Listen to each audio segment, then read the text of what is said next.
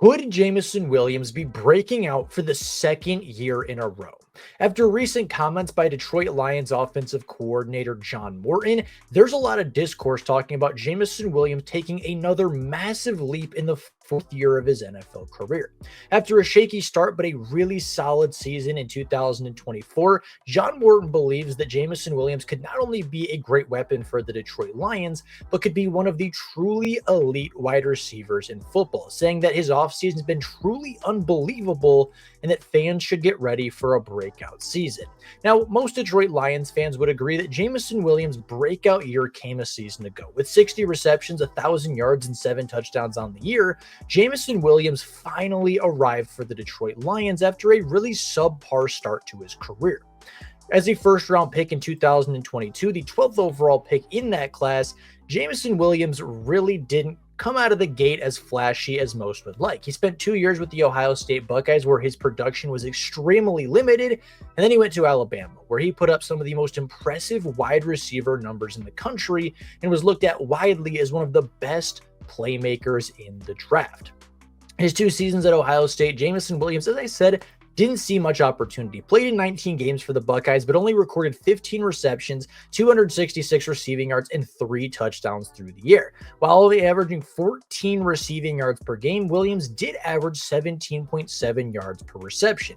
His ability to be a deep threat, stretch the field, and be an explosive playmaker for a college offense was never in doubt. He was always that player for the Buckeyes, even if the volume wasn't necessarily there. So in 2023, what did he do? He transferred to the University of Alabama, where he started all 15 games for the Crimson Tide, helping them reach the national championship on top of an SEC championship and several other major milestones that season. In that year, Jameson Williams had nearly 80 receptions, over 1,500 yards, and 15 touchdowns through the year. He averaged 19.9 yards per reception and over 100 yards per game through the year, pairing up with Bryce Young.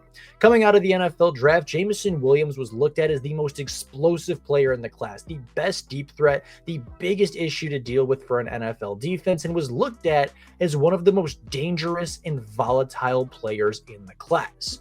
Unfortunately, Jameson Williams had torn his ACL just a few months prior to the draft, meaning he wasn't going to be at full strength and likely wasn't going to play a large role in his rookie season. If a team was going to draft Jameson Williams, it would be for a long-term succession. It wouldn't be a team that needed a wide receiver early, but a team that could use a wide receiver late into the rookie year and especially in the latter parts of his rookie contract. Taking a look at his rookie season, it was not good. Jameson Williams played in 6 games, but only saw targets in 4. He had 9 targets on the season, only 2 touches of the football, had a little bit of a communication issue with Jared Goff, a bit of a chemistry concern, and really had some concerns with his hands. He dropped a lot of footballs early in his career, so in his rookie season on 9 targets, had just 1 reception and 1 end around, but on those 2 touches, he took it for 82 total yards and a touchdown. The explosiveness was certainly there. The big play threat was very evident for the Detroit Lions, but the consistency still was not. Going into year 2, there was a lot of people talking about Jameson Williams as a potential breakout candidate, right? He's had a full season to rehab. He's had a full season to kind of get his legs under him, to trust the knee again, and really have the opportunity to build that chemistry with Jared Goff. And then the offseason hit. Jameson Williams was suspended 4 games for a gambling suspension while betting at a team facility, and on top of that, was injured after just the first week of the preseason, meaning he didn't get a full offseason with Jared Goff, was having a major setback in his NFL career, and wasn't going to see the field until at least, at the time, week 6, but was later redacted to just a 4-week sentencing. Jameson Williams would go into that second year with high expectations and did play better, but still wasn't the wide receiver many Lions fans were hoping for. In his second year, he played in 12 games for the Detroit Lions, suffered a bit of an injury in the middle of that season on top of the suspension, but he did take a step forward. With 42 targets, 24 receptions, nearly 350 yards, and 2 touchdowns, he was more productive than the season prior. And in particular, towards the end of that season, Jameson Williams began to get hot. He really struggled early in that season. He struggled against the Buccaneers. He struggled against the Baltimore Ravens, and in fact had 7 drops through the first 3 games of his 2023 season. But towards the end of the season, Jameson Williams really started to find that groove. He started to develop that chemistry with Jared Goff, started to make some people miss in the open field. The hands got a little bit more consistent, but were a little bit of an issue. And even though he wasn't the Alabama Jameson Williams we all saw and all remember, he was still taking steps in the right direction. But year 3 is where it really took off. In between years 2 and 3, there was a lot of discussion about Jameson Williams being traded, maximizing on maybe the first-round pick price tag and moving him on to another football team. Some people thought that he was too big of a headache. Some people thought he just wasn't a very good wide receiver. And many Lions fans were very early to give up on the Alabama product. And in year 3, he proved everybody wrong, attributing much of his success to Teddy Bridgewater helping him mature and grow as a football player as well as a person. Jameson Williams took the NFL by storm. Now, unfortunately, he was suspended yet again for 2 games in the NFL season. Again, it was kind of not a major concern, but certainly something to keep in mind. The second suspension of his NFL career isn't something that an NFL team is going to take lightly, in particular, a team like the Detroit Lions. Despite missing 2 games due to suspension, Jameson played in every single game, had a fully clean bill of health through the entirety from the offseason all the way up through the end of the regular season. And in that year, he had 91 targets, 58 catches, 1,001 yards, and 7 touchdowns. He cracked the 1,000-yard mark for the first time in his NFL career, and 7 touchdowns is nothing to scoff at either. He had that breakout season, and all of the Jameson Williams believers in that first game versus the Rams, where he had 100 yards and a receiving touchdown, the first 100-yard game of his career, finally were able to breathe that sigh of relief. Jameson Williams had finally arrived. He was finally an elite deep threat in the NFL, and he showed that time and time again last year with multiple 100-yard games, even a couple multi-touchdown games, and just being one of the best perimeter deep threats in football. Jameson Williams was finally the receiver the Detroit Lions wanted. That, of course, didn't stop the trade talks. That, of course, didn't stop the cut talks. That, of course, didn't stop any of the criticism from the people that wanted him gone the season prior. But for those that believed, it was a good sign for things to come. Fast forward a little bit. Jameson Williams in the offseason this year had a bit of discourse as well on whether or not the Detroit Lions would potentially trade him on draft night or if they would deny the 5th-year extension on his contract. That was a big thing that a lot of Lions fans were worried about, is with all these different players to pay, with Sam Laporta, Jahmyr Gibbs, Jack Campbell, Brian Branch, Kirby Joseph, Aiden Hutchinson, and so many stars to pay on defense and a few on offense, where does Jameson Williams fit? So the discourse began again. Will Jameson Williams get traded? Will Jameson Williams get his 5th-year extension? Will this happen? Will that happen? And at the end of the day, it did. There were 2 major things that happened to Jameson Williams this season. First of which, they did extend that 5th-year option. He now is under the Detroit Lions contractual control through 2027, and he will be a Detroit Lions wide receiver for the foreseeable future. The other change, John Morton, the new offensive coordinator, came in from the Denver Broncos, formerly the offensive coordinator of the New York Jets, and has nothing but positive things to say about Jameson Williams. In fact, the first thing he said about Jameson Williams is that his offseason was unbelievable and that he was so excited to see him this year because he's going to have that breakout season.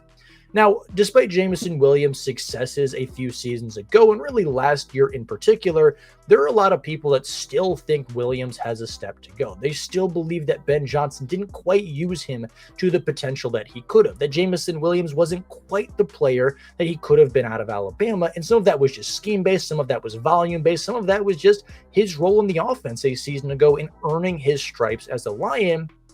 But I think this year it could be different. I think with John Morton really focusing on Jameson Williams as a premier weapon, I could see him taking targets from St. Brown. I could see him taking targets from Sam Laporta. I could see him taking touches away from Jahmyr Gibbs, where at this point a season ago, we weren't really talking like that. Now, taking a look at John Morton's career as an offensive coordinator, it was really short. In 2017, he was the offensive coordinator for the Jets, and that offense wasn't very good. Their passing offense was bottom of the league. Their quarterback and Josh McCown didn't have a phenomenal season by NFL standards, but did have many career highs for his own career. But Taking a look at the wide receivers still had good seasons. With Robbie Anderson as the #1 wide receiver and the biggest deep threat and the biggest play guy, he finished that season with 941 yards and 7 touchdowns. Jameson Williams is significantly more talented than Robbie Anderson was that season. He's faster, he's better, he's a great route runner, a better separator, and has better quarterbacking talent with Jared Goff at the helm. Taking a look at their wide receiver too, in Jermaine Kearse, 810 yards and 5 touchdowns. That Jets team had 9 different players averaging 10 yards per reception or more, and 2 different players that averaged over 15 yards per reception. Like it or not, the NFL offense has changed, right? And John Morton's offense in the Jets may not have been great by NFL standards. And taking a look at the talent on that roster, it's easy to see why.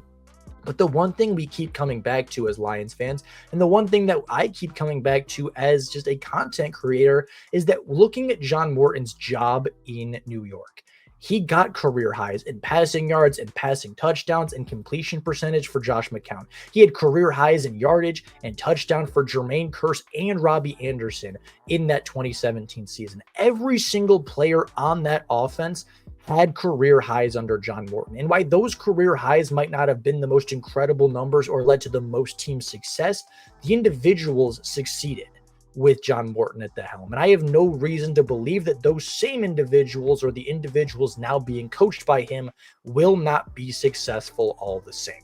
I think the biggest thing stopping J-Mo this season is the supporting cast. And as weird as that may sound, I think that is the only limiting factor for him. I think on any other team, Jameson Williams is a 1,400 yard wide receiver. He's seeing 120 targets a season. He's seeing probably 80 to 90 receptions. He's going for 1,300 to 1,400 yards and 10 touchdowns. That just isn't very possible with Detroit. Taking a look at the supporting cast around him, Jahmyr Gibbs is there. David Montgomery is there. Amon-Ra St. Brown will take targets, as will Isaac Tesla, as will Sam Laporta, as will Brock Wright. Same with Tim Patrick, same with Khalif Raymond. This offense is so incredibly talented and so incredibly deep. It's going to be hard for any player to really statistically stand out. St. Brown's going to get 115 targets. Sam Laporta is going to get 90. Jameson Williams is going to get at least 80 targets next season, if not more, with a more heavily focused role on the offense with John Morton calling the plays. And even then, you have Jahmyr Gibbs taking the ball away from him. You have David Montgomery taking the ball away from him. You likely have Isaac Tesla taking the ball away from him. You have Sam Laporta taking the ball away, Tim Patrick taking the ball away, even Khalif Raymond taking the football away and taking touches from Williams. And yet, despite all of that, and despite most of those players being there a season ago, Jameson Williams still succeeded. I would not be surprised this season if J-Mo had 100 targets, if he had 110 targets, if he had 70 receptions for 1,200 yards and 10 touchdowns. That's the type of talent that Jameson Williams has put on display, and the only thing that's going to stop him is the scheme. The only thing that's going to stop him is John Morton orchestrating this offense and not giving Jameson Williams the ball. That was one of the big critiques that Ben Johnson had for a long time in Detroit, is he didn't give Jameson Williams the ball. He didn't give arguably his most explosive weapon through the air the football more than a couple times a game. I think that will change under John Morton. He has said numerous times that he wants Jameson to get the ball and that they're aiming for 4 to 5 explosive plays every single half. I think J-Mo will get his looks. I think we're going to see a lot of big plays from number 1, and especially with another year under his belt, another year with Jared Goff, and now an offensive coordinator that's willing to praise him and use him properly. I think the sky's the limit for Jameson Williams. So let me know down in the comments below. Do you think Jameson Williams can break out twice? Do you think he can take another massive leap forward in the NFL season? Or do you believe Jameson Williams is starting to reach that peak? Do you think he's starting to reach the cap on his NFL career where he may only be an 1,000, 1,100 yard wide receiver every single year? A good quality, consistent Pro Bowl type of player, a guy that maybe never reaches that all-pro status. I'd love to hear your guys' opinion down in the comments below. But with all that being said, thank you all so much for watching. And until next time, and as always, go Lions.